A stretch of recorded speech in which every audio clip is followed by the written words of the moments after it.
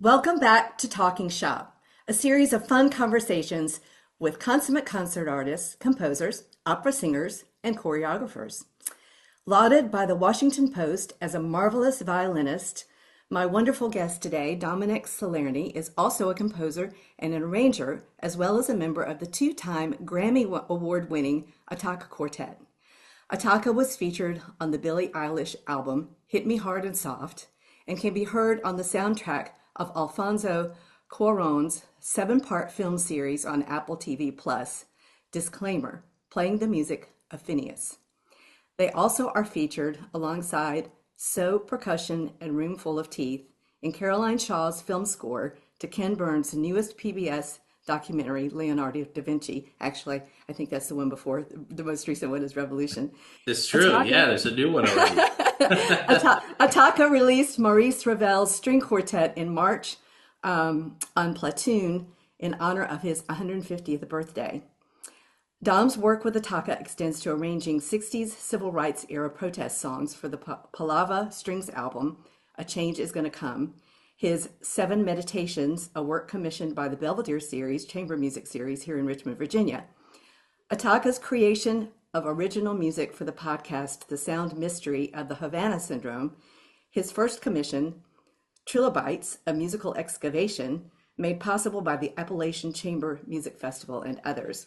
I met Dom with great pleasure at the 2024 Del Mar International Composer Symposium, where he did me the tremendous honor of performing the violin part for my trio for piano, violin, and cello, Opus 5, number 1. Dom, I'm so extremely happy to have you here today. Thank you so much. Oh, thanks for having me. It's great to see you. It's great to have a little chat. Yeah. So I'm going to ask you the first question I ask all my first-time guests, and that is, in your respective area, what does being a violinist, composer, and an arranger mean to you on a personal level? Oh, yeah. I mean, it is every fiber of my being. I suppose you find out that there are things that you can do and you could do in life, and then there are the things that you are sort of compelled to do. And I've been, uh, I suppose, a musician or musical since I was very young. And it was just always part of my life. I come from a musical family. My father's a composer. My mother is a stage director. They met doing an opera. It's the best origin story. No one can compete. Absolutely. Yeah, it's something I think it definitely, there was a process for me of growing into that and sort of, I don't know if you, there's that book, I Am Spock, I Am Not Spock, about Leonard Nimoy and his relationship with his persona and all that. And I suppose everyone, goes through that at a certain level, but, for me, it started very, very young, and I sort of almost can't remember a time when I wasn't playing music. So, Yeah. I love that. I guess we're almost born with it in a way. I mean, I yeah, think sure. I think the atmosphere that we grow up in has a lot to do with it, but there is just that quality, I think, of who we are to begin with as Well, musicians. it's one of the most, basic and fundamental and profound human experiences is to Absolutely. make noise. Yeah, absolutely. So, Making ourselves heard in a beautifully expressive way, I think. I think we're very lucky. So just to kind of build on that, what's your mm. story? Well, actually, yeah, what's your story? Tell me about the influences of your parents growing up. Your mom as a stage director, is that right? And then your Mhm. dad, I mean, just what was it like growing up in that atmosphere? Mhm. And how did you first realize that being a violinist and was the path for you? And then how did composing and arranging kind of follow after that? Yeah. Well, so, violin was in a way the most structured thing, the most organized thing. I grew up a Suzuki student. My first teacher, Linda Fiore, still has an incredible studio. She's very highly regarded as a proponent of the Suzuki method. And sort of that involved and centered my family around the violin. My dad's first instrument was the accordion. And his whole thing is, well, if I'm having kids, I'm going to want them to develop their ears in a different way. And so that's why actually both myself and my brother Miles, started on the violin, and then he actually they did better with him, and he took more piano than I ever had. And then, but he always wanted to be a percussionist, right? So for me, I don't. I think we actually co-owned we still do, I guess, a drum set. So we would both be banging away on stuff, and we would put on concerts, as little kids, because that's clearly what we were seeing all the time. I think my folks were, as much as they were able, trying to expose us to the arts, to theater, going to museums, going to operas, going to shows, going to concerts. And then, we listened to music all the time in the home. And, my dad grew up went to college and stuff in the 70s. And so to hear all of the great flowering of American music from, the mid 60s through, debatably some say, the 80s, and after that it's all, downhill. But I happen to not subscribe to that. So just, being exposed to a lot of different, just a lot of different art forms, I suppose, was something that I now can realize, as an adult, that was really formative. Um, yeah, and I have to say, I mean, just growing up at that particular time in Bethlehem, Pennsylvania, there was this kind of small, scrappy arts program, arts department, music department at Lehigh University. And so, my dad was kind of really spearheaded the creation of the Zollner Arts Center.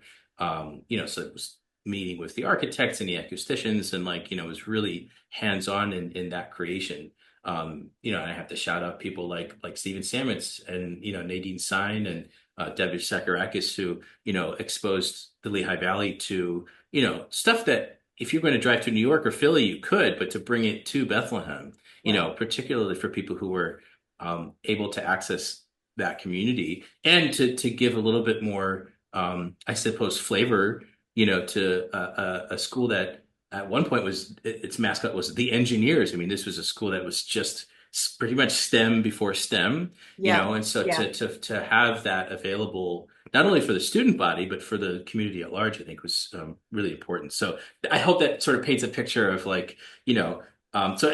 so with Linda Fiore as my Suzuki violin teacher, and then things sort of piled on. And if you keep getting told, oh, you're sort of not the average fiddle player as a kid, you start your parents start scratching their heads going, oh no, like, dude, what did we have to do for this?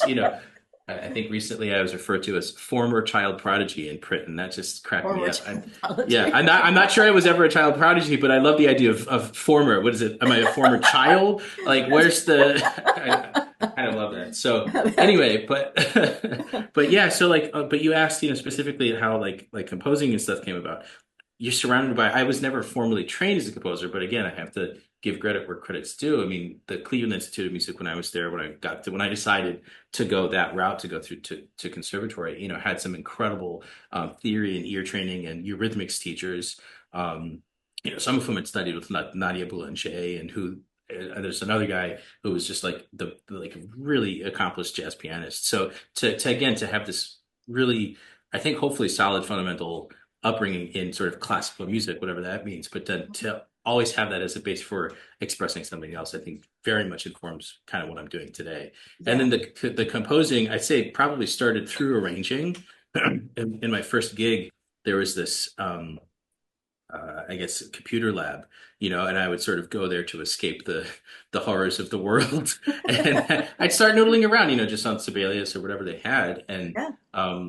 I think one of my first arrangements was of the Brahms E flat intermezzo.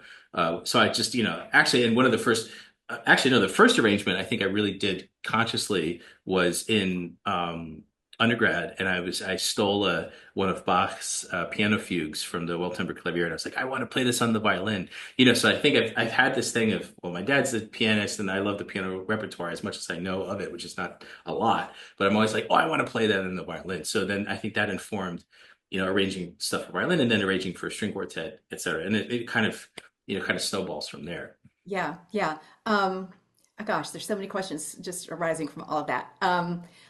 Staying with what you just said, though, would Mm. you distinguish between arranging and transcribing for us? Oh, yeah, I think so. I mean, it's funny also if you talk to a jazz musician about what really transcribing is, there's this sort of old-fashioned idea of like listening to a work and then writing it down Uh-huh. and then studying it and then maybe like picking it up and learning it. The Yeah. way jazzers transcribe is they want to be like mimicking that solo in real time. So for me, that's almost the next level, kind of thing. Um, I think there's something akin to translation in arrangement because the idea of an arrangement is to either retain the spirit of the original or perhaps illuminate something new based on what it's arranged for. I mean, I think a good popular example is a cover song.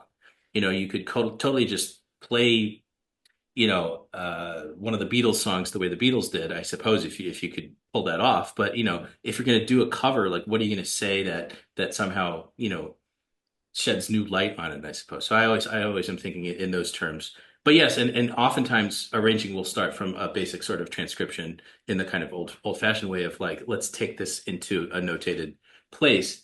Oftentimes, if it's like say it's a Christmas tune or something, I'll just pull up my favorite recording or something that I don't actually know on YouTube, listen Uh-huh. to that, and be like, oh, I see what they're doing there. And then you can decide, and this I think is the beautiful thing of arranging, is that you're not responsible for the original material, but you have a lot of decisions that you can make, how to change it, how to retain it. So Yeah, I guess yeah. I hope, yeah, something like that. Yeah, yeah. I just thought, for our listening audience, that would be something that a question that they might have. Sure. Um, Yeah. so being told that you're not your average fiddle player, growing up, was that kind of the impetus for your, I guess I'm trying to ask you, was it more of that external confirmation of your ability and love for the violin that made you want to pursue that more, or was it something inside you, or a good mix of both? I think it was totally a good mix of both. And I think it depends on which version of Dominic Salerni you're talking to. If you're talking to, the 12-year-old who was just about to be taken by his family to live in Italy for a year and who Wow. had just lost to his best buddy growing up to the Oh, wow. Philadelphia Orchestra Youth Competition. I was like, I'm done. I've quit this is not for me. Of course, then we went to Italy. This was 1999, and they didn't have the Suzuki method. They didn't have the kind of like let's start kids young in the way that we have had for some decades now. And so they were like, "Oh, Madonna, this kid is amazing." And so in like within the span of a year, I think I did something like 20 concerts.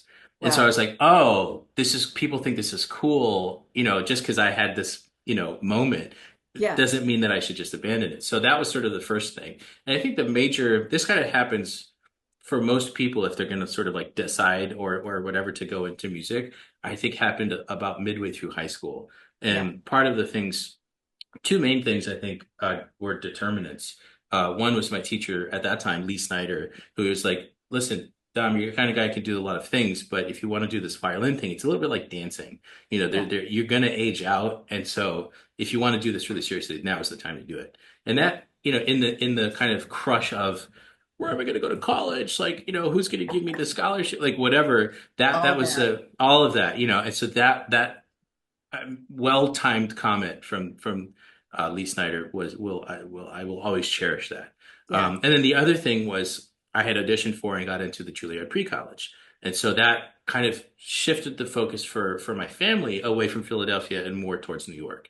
Yeah. And so as a result, I mean, not only to be introduced to the big city, as a what 17, 16, 17-year-old, and to like have to navigate the subway and like, what was I going to do for breakfast? Like, how was I going to warm up? And then you're there the whole day. You're doing theory and ear training and, orchestra and chamber music and all of this stuff.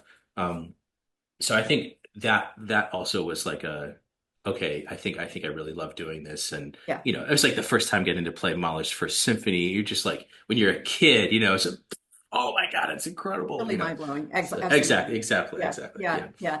So, I love, okay. So I just see that, tunk, tunk, tunk, tunk, tunk. I see that path, and mm, it's just a wonderful path. And my gosh, getting to go to Italy for a year when mm, you're that young and having that experience, performing so many concerts. mm. You had the opportunity to really find out for yourself if this is something that you really wanted to do. And I love that. All these opportunities that your parents gave you, your teachers gave you, you ended up at quote the right schools, which can be any number, of lists. But Sure. but seriously, you were in, your path was just kind of fell into place, and that's such a wonderful thing. So, and that really answers my question about, how did that guide your next steps? But let's go a little bit more. let's go a little bit after that. So you've gone to college, you've done all this stuff. How did you use that wonderfully built foundation to then begin your career out on your own? Oh, well, I suppose having a little bit of a leg up, in terms of like theory, it gave me a little brain space now that I can think about it actually in undergrad where I could start thinking about other things. But, I had the great fortune of attending the Yale School of Music for grad school. And at that point, I think I had sort of shifted. I'd done a big international competition. I'd done pretty well. I mean, I got like fifth place, I was like, I didn't make it to the finals. And I hadn't even conceived that that was possible at the time. So that was actually a huge confidence booster. Yeah. But in grad school, again, I think I was exposed to the seeds of what really started to inform kind of what I'm doing now. I started hanging out with people who had gone through the Manhattan new music program, which was then a kind of fairly new thing. And so they're coming from this like really like, hey, we're going to do all this like extended technique stuff and avant-garde thing. And like a lot of this kind of first classes out there doing just amazing things. You have people like Andy Akiho or Kenneth Salters or Mariel Roberts, so to be Ian Rosenbaum, to be surrounded by these unbelievably creative, brilliant people, that early, and then to have them as role models and as sources of inspiration, I think, that was the next step. And it's amazing for me. I feel like there's this full circle thing now that I'm living, in New York, and I get to see some of these guys that, I kind of grew with or grew up with on a certain level. Certainly people that I still hold in very high esteem. So yeah, I mean, I think it's the kind of thing that happens almost a little bit like the lobster's getting boiled around it and it doesn't notice. And I kept This surrounding is so myself. much better than that.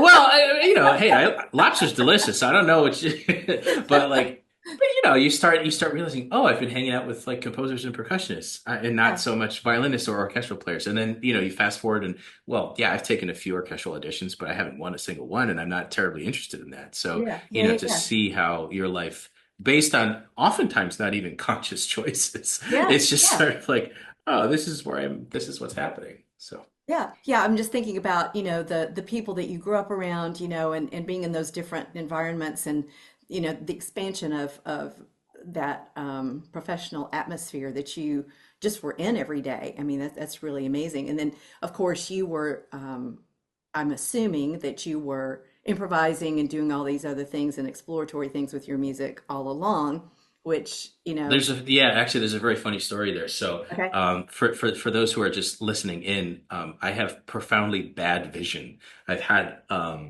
like glasses since I think I was in third grade, and they just keep getting worse. So, eye care has always been a thing, and it turns out there's this wonderful shop in Bethlehem called Fox Optical. So Tim Fox and Michael Belletti and all the wonderful people who work there. And my dad struck this deal with them. They're like, hey guys, if we do a concert or like an event at your space, can we maybe get a discount on some eye care? And they were like, oh sure, that's great. That's something we do. They're as much an eyeglass shop as the gallery, and Mike Belletti's a wonderful photographer, and so they always have like different exhibits. So my dad would always we would wheel down the synthesizer, down the hill from Lehigh University, plug it in, and then in the corner of this eyeglass shop, we would like just start, playing jazz standards and things. So that would happen maybe once a year. It's usually on First Friday, where they open all Amazing. of the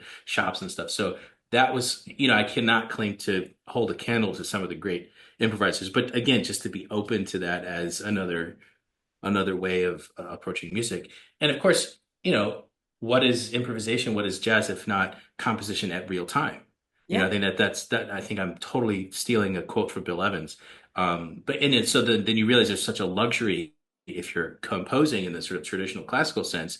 Yeah, you can take your good old time with it if you have the time. If you have the Yeah. time, right? Yeah. So Yeah. anyway, so Yeah. those are yeah. So I'm, the jazz influence is certainly not lost on me. I think as classical musicians, we are influenced by all kinds of different genres. So I'm just kind of as a last question in this segment, Hmm. what about classical music really appealed to you more? You had such a jazz influence in your entire upbringing, pretty much. How Well, did you yes, make that choice? yeah. I mean, I think it's more the question of what we're defining as classical, and I have sort of problems with that term. And you see a lot of how these educational structures are have been built and are sort of sustained in this sense of like, oh well, this pinnacle of, I suppose, Western or European culture, and it becomes this huge pedestal, and I think it sort of, well, I don't know how much time we have, but Yeah, well, yeah, I know, I don't, sadly, but yeah.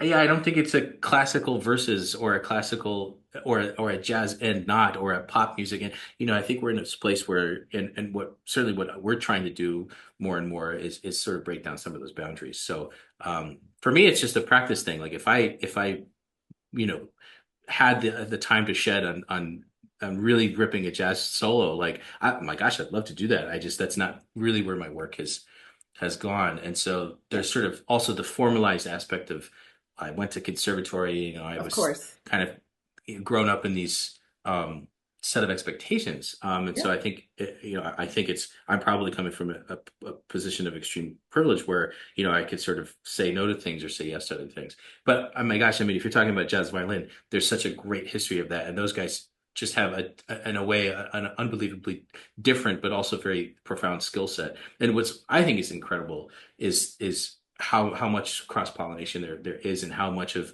sort of classical technique or theory, can inform jazz and vice versa. And so I think, um, there's such a great conversation there. yeah, yeah. Okay, so let's get to Attacca Quartet. How were you lucky enough to become a member of this amazing ensemble? And um, I think how has that enhanced or changed well, it's changed your life, I'm sure, and it's not all that you do, but it's a major part of what you do. So, can you tell us a little bit about that, how that entered the scene, and how that's kind of transformed things for you? Yeah, totally. Well, I know, I feel, I pinch myself every day. I'm sort of like, this is pretty cool. I get to do this, Yeah, for work. Um, But yeah, so I first came in contact with the Attacca Quartet in 2007, at the Norfolk Chamber Music Festival in Connecticut, which is sort of related to the Yale School of Music. And so maybe there was some through line there, but certainly not a direct one. I was in a group based in Cleveland, and I remember we drove all the way from Cleveland to take the audition, to go to this festival. And we were super inexperienced. We had just we actually realized we needed to change our name because the name that we had chosen actually already existed in a string quartet in Tehran. So we had to change our name. So I mean, and then things like when we showed up, we sort of expected them to assign repertoire to us and everything, and they were like, "What did you not come like with repertoire to like work on?" We're like, "Oh, whoops," So the Attacca Quartet, this was the year that they won like all of these unbelievable competitions and things, and so they came. I think the Taka was there, the Jasper Quartet. There were a few people who just had applied as individuals. There's my baby, you know, um, undergraduate quartet, and the first time we heard the Attacca Quartet play, I think it was Bartok 4, which ironically we're going to be playing next week at the New York City Armory. awesome. And it was just like, I didn't know that a string quartet could sound like that. It was so visceral. It was so exciting. There was so much color. There was so much dynamism. And so it was like super intimidating too, you know? Wow, I Yeah, really got to practice harder. This is pretty insane. got So to up your game. I absolutely. And so again, hugely inspirational there. But yeah, so fast forward, and I'm in a quartet based in Philadelphia, and kind of through the grapevine, I heard that they were looking for a new second violinist. And I played first violin for 10 years in string quartets, and I learned a lot in the first one, and I have to shout out the Dali Quartet for being just unbelievable colleagues. And we did a lot of great work together when I was in Philly. But it was the kind of thing where it felt like an opportunity had presented itself, and I actually flew across the country on my birthday to go play with these guys, and it was so much fun. And then, maybe this sheds light on how quartets find new people, but, they offered me a concert that I think happened in October. And then in November, I got a call from Andrew, who was like, "Hey, you're the guy." And I was, of course, overjoyed. And then in December, we had a photo shoot. This was now January 2020. And so for the next 3 months, I was wrapping up with the Dali Quartet and also going on tour with the Attacca Quartet. And then the world shut down. So Yeah. that's sort of the Yeah. timeline there. Yeah. But as a result, I moved to New York to be more central to that work. And yeah, I mean, we've had 5 years of some, unforgettable experiences as a result. It's amazing. Turned out to be a pretty good birthday present, huh? I suppose so. Yes. So the big question, Attacca has won 2 Grammys. What on earth does it feel like to win a Grammy Award? It's pretty That's got to be the surreal. most surreal thing in the most marvelous way. Well, yeah, I mean, your adrenaline. First, you've been up super early because you're getting ready, you're getting dressed up, and Andrew and Amy had unbelievable dresses going on, and they had there were some stylists, there was hair and makeup. You know, I think we're up pretty early, and Andrew and Amy had already been up for 2 hours, so I'm like rolling in. Oh, hey guys, how's it going? And they're like, we have to get our makeup. So there's that kind of like And about what frenetic. time is this that you're talking about? Oh yeah, I mean, so I think I rolled into where everyone was hanging out, or maybe around 7 or 8, and they Yeah. had already been up since like 5 or 6 in the morning, whatever. Yeah, And yeah, yeah. we sort of our sort of like hard stop is I think we had to be to the red carpet by like 11, and then like Nate got lost because he was there with his wife and his family and her family, and like there was like lost in communication, and then suddenly minutes before we're supposed to show up.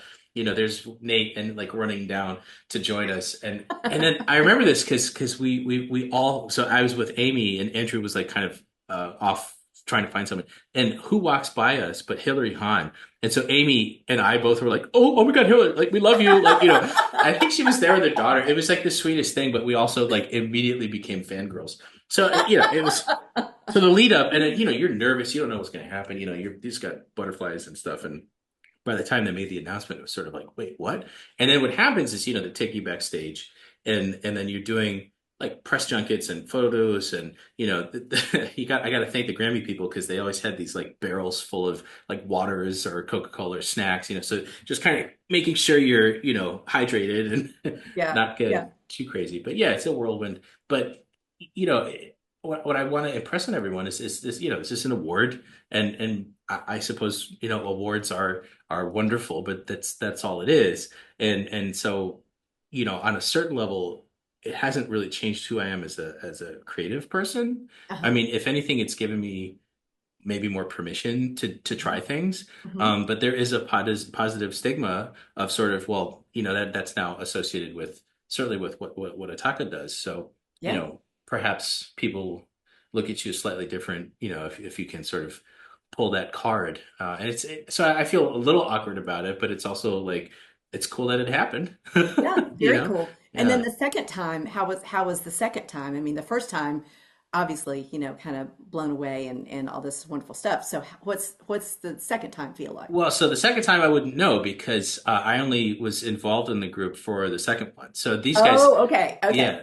And I Yeah. actually, what I can say to that is that it was sort of a wonderful combination of news all at once. Attacca Quartet wins their first Grammy. Oh, and also welcomes their new member. So it was one Yeah. of these like, because I'm not on that first album, Yeah. although that's an album that's played a lot. This is Orange, of course, with featuring the music of Caroline Shaw. And I mean, it's a wonderful album. I mean, when I was auditioning for the group, I listened to it constantly to, get my ears around this repertoire. I didn't know Caroline's music that well, actually. And so that's another great benefit of being in the Attacca Quartet is not only do we get to play her music, but we get to play with her and she sings. And I think she's going to play some viola with us coming up this season. So, Awesome. that's been really exciting. Yeah. But yeah, so I only have the one experience of it. That's enough. It's good. I mean, if it happens again, yeah, I Well, suppose I that started to say magic. when y'all win the third, I'll just ask you again. We'll come back around Okay, again. sounds great. Yeah, yeah. Great. Great. Okay. Let's talk a little bit. Now you've composed, I think, let's see, you've composed some things for them. You know, since you're a member of this award-winning quartet, and you obviously were getting commissions and you were composing and all everything before that, but what do you love about composing? What do you love about arranging? How would you describe your style? Is it a different style for composing than it is for arranging? What goes through your head as you do each of those things? Yeah, well, I suppose I was arranging and composing before Attack. I have to again give credit where credit's due. Because Attack is such a creative organism, and because everyone in the group is a composer and an arranger. Again, this is sort of like I've just felt inspired and sort of given permission to explore these other parts of my creativity. So um, yeah, what how would I describe? Um, I love chamber music, whatever that means. And ironic for someone who's in a quartet, I haven't really written, a serious quartet yet. But as I've written a few piano trios and some piano quartets, and I've set Yeah, some yeah, text to voice because, well, my dad's written operas and stuff, and so sure. of course that would be an original um inspiration or an original influence. But yeah, I mean, I'm influenced by my contemporaries. I mean, having played so much of Caroline's music, I'm sure that I've ingested that on a very deep level. People like Paul Bianco or Gabriella Smith or Gabriel Kahane, Brian Nabors, Brittany J. Green. I mean, there's just so many young um, composers out there that are just really doing unbelievably creative stuff. So yeah, I mean, I can't help but be influenced by all of them. In my own work, yeah, I guess I'm trying to strike a balance between um, reference to the history of classical music, but also trying things out differently. Hmm. Um, I most most recently I was commissioned to write a quartet for strings and English horn. And I remember Wow. I asked the English horn player, actually I asked everybody four questions. What's the hardest thing uh, about playing your instrument? What's the easiest thing about playing your instrument? Um, what's the thing you like to do the most? And what's the thing you hate the most? Yeah, So, good questions. it just kind of to give my own, the English horn was kind of is a new thing for me. I'd written for the Persian ney of all things and the clarinet, and I sort of, the clarinet is in a way closer to the violin, Yeah. not technically, but just, the range and stuff. So to deal with the English horn and to realize, oh, okay, this doesn't really work over there because of this fingering, or like, oh, up top, that you need this extra, there's this register change, so getting to know, a very, very different instrument um, was really inspiring. But I think I remember asking about multiphonics, and this is a wonderful English horn player, and she was like, "Yeah, I could do them. I don't love doing them." So that was sort of like, okay, I'll sort of Uh-huh. stay away from the super edgy avant-garde, like Yeah. sound effects world. Not to say that doesn't infect it a little bit. I mean, there's certainly elements of that piece Sure.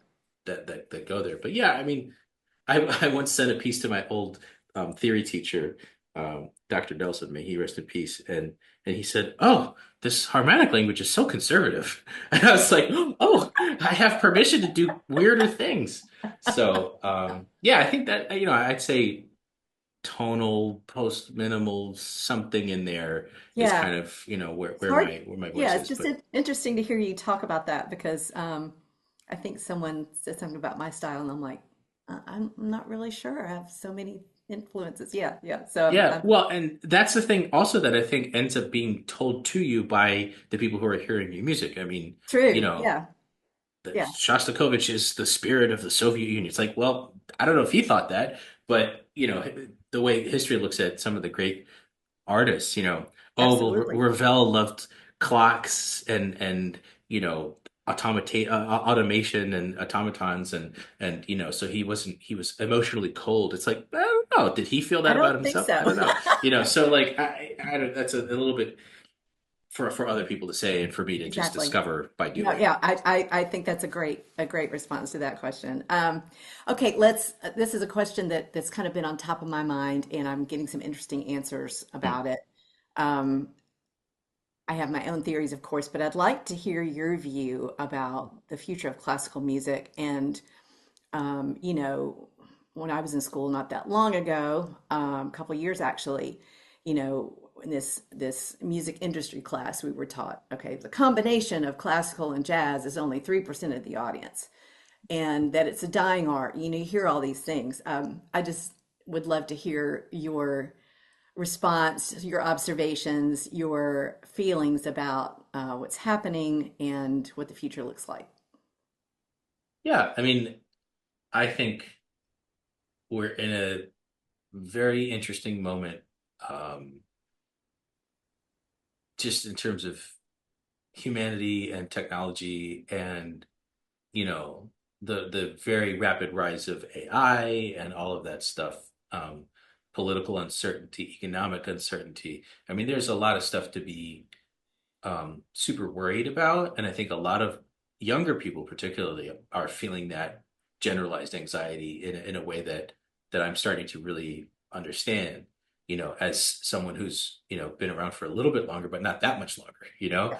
And Yeah. so, I've seen, you know, my cohort be successful largely, but again, that those are not necessarily the exceptions to the rule, but people who, have made either lucky choices or wise choices in terms of their careers and stuff. And so, there's the worry of the gig economy taking over Hmm. completely. I mean, it is sort of where I exist in terms of my work, I don't have, that stable position in an orchestra, you Right. know, and that allows the people who are doing that, to do other things with their lives.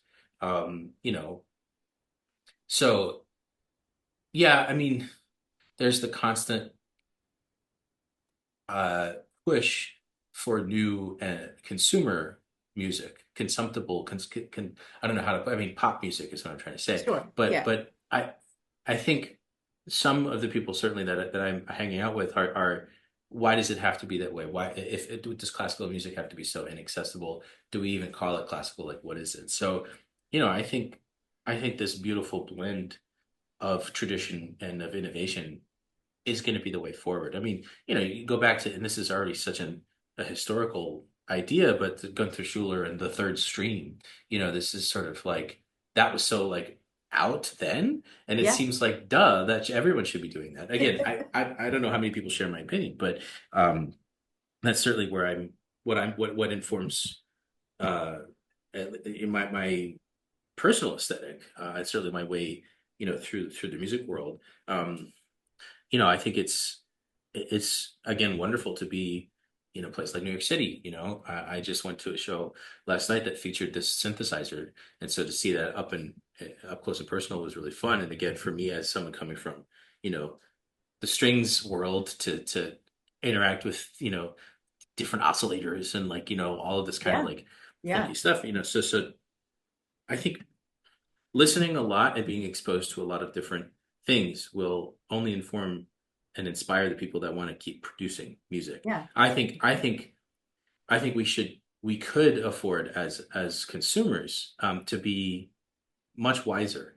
Hmm. I think there's been a move to go back to buying physical, music. I mean, buying a CD or buying vinyl, um, tapes, whatever your medium happens to be, and really investing not only the money in this objet d'art, but in spending the time to listen intently with intent, Yeah. as Yeah. opposed to clicking play on the streaming platform, Yeah. having an algorithm, you know, put stuff into your ears that won't be offensive, but also will sort of, keep you, Hmm. I suppose, anesthetized. I don't know what the Yeah. what the Yeah. point is Yeah. for this, and then you start thinking about how ethical some of these companies are with their investments. Hmm. I mean, there's a big, I think, at least certainly in the people I'm surrounded by, there's this big pull away from Spotify for its decisions to, you know, fund violence, for example. Yeah. So, some of these streaming platforms, have an enormous platform, and I think with great power comes great responsibility, to quote Yeah. Spider-Man, right? Yeah, exactly. So, and I do live music. I mean, that's a thing that I think mystifies people still on a little on a certain level, but it's also, again, that very profound and basic human act. It's a social act, and it Hmm. requires having a lot of people, or a few people, Yeah. collect and sort of put the cares of the world aside for a moment, and be enriched. And Yeah. for some people, that can present problems of access, problems of affordability, but it's the kind of thing where a little bit of time and effort on the part of the consumer goes a long way, and it's also then appreciated by the producers. We're here trying to perfect our craft so that, not to play the right notes, but so that, we can communicate something even deeper, richer, to that audience in that moment. And so, Exactly.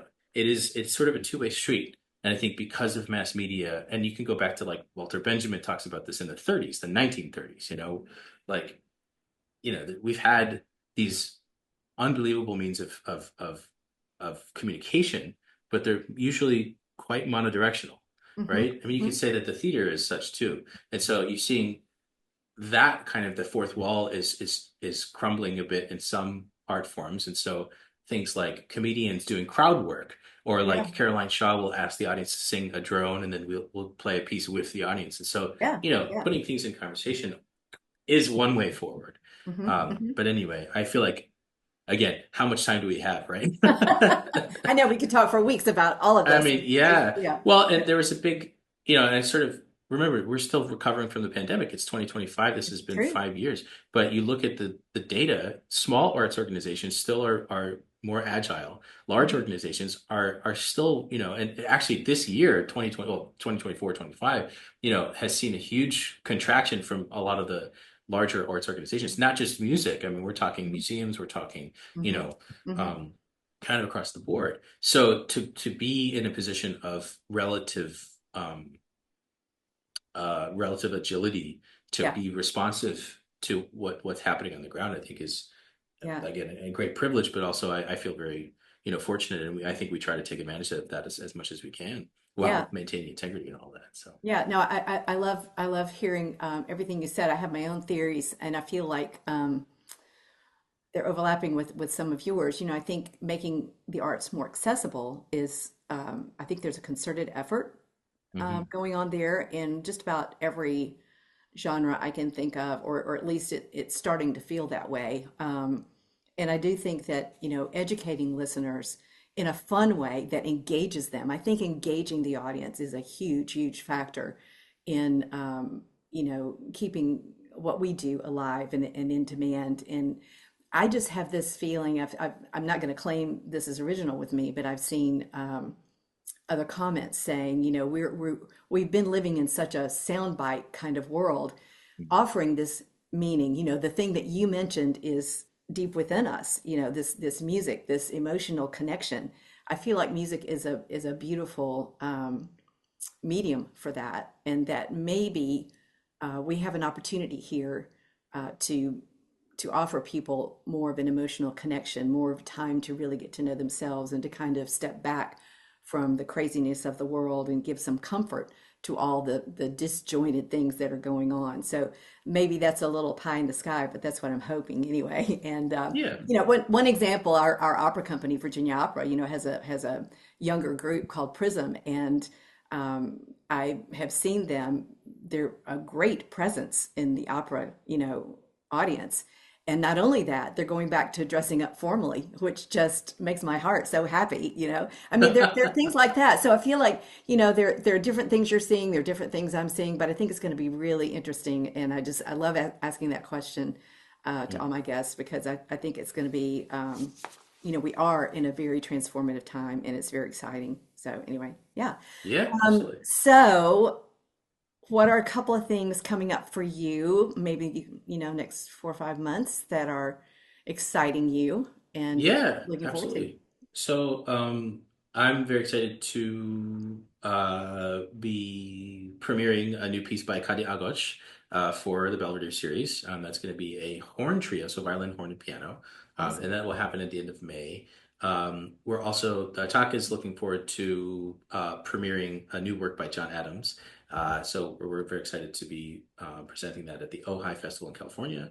I think, as I mentioned earlier, we're going to be playing at the Fifth Avenue Armory next week, and that'll Yeah. be new work written for us by David Lang, a piece by Haydn, The Dream, and then Awesome. a series of nocturnes, of which I wrote one, but Amy arranged the rest. We got some Radiohead in there, we got some Poulenc, we got some Chopin, and then Bartok's Fourth Quartet. So that's a program we've really come to love. And so we'll be doing that. We're going to be on tour next season and the following with Caroline Shaw, both in the States and in Europe. We are looking forward to an album of the works of Paul Bianco, and we're going to be doing more work with David Lang. And I think next summer, Donica Dennehy is writing a piece for us. So we have some new works, in the pipeline. We're looking to also be playing some more late Beethoven, actually Beethoven in general. So stay tuned for that. Of course, that's the great thing that you could basically be a string quartet and just play Beethoven and be totally fine. And I think Well, that's the other thing. Well, that's the other thing yeah. too is that I think when you start getting known for one as you were saying, for one small portion of music, people may forget that, there's also the rest of this canon. And it's like, yeah, the Attacca Quartet plays Caroline Shaw and Paul Bianco. Sure, Gabriela Ortiz, for example, she wrote us a new piece called Mujer Angel that we played at Carnegie Hall. But we also play Beethoven, and we play it quite well, I think. So, Yeah. it's always striking that balance of, I of new and recall all old. of you kind of knocking the socks off of some Haydn not too long ago too. So Well, yes, I mean, yes, and Haydn will knock the socks off of you if you let him. So exactly. it's kind of Well, and amazing. two, I love this because I do feel, and gosh, what an exciting lineup for the next couple of years, actually, couple of seasons. Yeah, yeah. And I love the consistent theme that no matter, going back to the previous question, no matter all of the changes, the classics are still here for a reason. And I feel like they always will be. And just mixing all of that with the other things, to me, it's just really exciting. Gosh, I wish we had so much more time to I talk. know, right? I know. Last quick question. Sure. What advice would you give our listeners? Maybe as far as, you know, thinking about a performance career, thinking about, I don't know, whatever you feel like. Well, I mean, again, it's sort of I think it's one of, again, not to use overly capitalistic terms, but I think, there's going to school to be the producer of something, to be the producer of music. And oftentimes those are called trade schools, And Yeah. if you think about it, I mean, conservatory is just kind of a rarefied trade school. And Mm, if you think about a lot of how music worked historically, I mean, you have this apprentice system and this sort of master teacher who then you like, kneel at the feet of and say, oh, share with me the divine wisdom of, fill in your trade, right? And so that's cool, and that kind of still exists in a way, and also can be incredibly problematic. But then I also think there's understanding the whys of art. I mean, why is this, such a fundamental part of the human existence? And so if you're not going to be on the production end, but you're going to be in the consumption end, then what does it mean to be an ethical citizen, an ethical consumer of art? Again, you sort of centered the conversation a little bit in Virginia. I want to shout out the VMFA. I mean, I think it's an incredible institution. What they do to contextualize their holdings that may date back to very inequitable times, but yeah. then the way they're amplifying certain voices. There's this wonderful photography exhibit I saw not too long ago by Dawood Bey called, ironically enough, Evergreen. Yeah. And it just to put all of that in context, I think is very important. Yeah. So yeah, exposing yourself to a lot of different arts to maybe different definitions of what good is Hmm. even, Yeah. that can be very problematic, but also, that's a really uh, rich mine of inquiry. So yeah, I'd say like be an informed consumer, and if there's enough pointing towards being a producer, then I mean, go for it with everything that you have, because I love that. Yeah. yeah. Yeah. So, Yeah. So important. It's yeah. been such a great pleasure having you. Thank you so, so much. Oh, And thanks, thank you. Lisa. Yeah. Thank you for listening. And that's it for today until our next episode of Talking Shop. And we'll see you then.